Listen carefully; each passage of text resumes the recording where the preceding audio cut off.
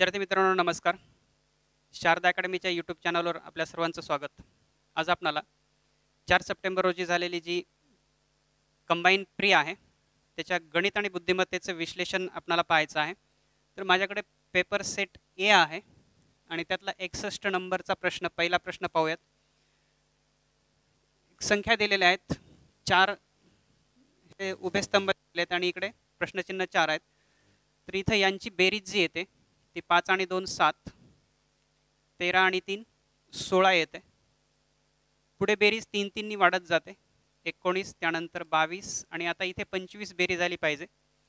याच्यामध्ये पहिल्या ऑप्शनची बेरीज फक्त 25 येते, बाकीच्यांची बेरीज 25 येत नाही आणि म्हणून आपला इथं पर्याय क्रमांक 1 बरोबर. अजून एक लॉजिक असं आहे की 5 आणि 3 यांची जर बेरीज केली तर ती 8 येते आणि 2 आणि 6 यांची बेरीज सुद्धा 8 येते. सेकंडमध्ये 4 आणि 5 यांची बेरीज 9 येते, म्हणजे पहिल्याच्या तुलनेमध्ये 1 नी इथं वाढ झालेली आहे आणि यांची बेरीज 10 येते, म्हणजे याच्या तुलनेत इथं 2 नी वाढ झालेली आहे. तिसऱ्यामध्ये यांची बेरीज 10 येते, म्हणजे पहिल्यांदा 8 9 10 अशी बेरीज आणि इथे बेरीज येते 12, म्हणजे पहिला आणि शेवटचा यांची बेरीज 10 12, म्हणून इथं बेरीज आता 11 पाहिजे यांची आणि यांची बेरीज 12 आणि 2 14 पाहिजे आणि असं इथं 8 आणि 6 14 आहेत, 5 आणि 6 हेही 11 आहेत. हेही एक लॉजिक खूप बसतं. हे थोडंसं कठीण लॉजिक, सगळ्यात सोपं लॉजिक +3 नी संख्या वाढत जाते.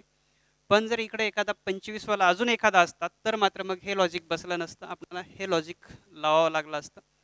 दोन्ही लॉजिक माहीत असणं गरजेचं आहे. पुढचा प्रश्न पाहूयात.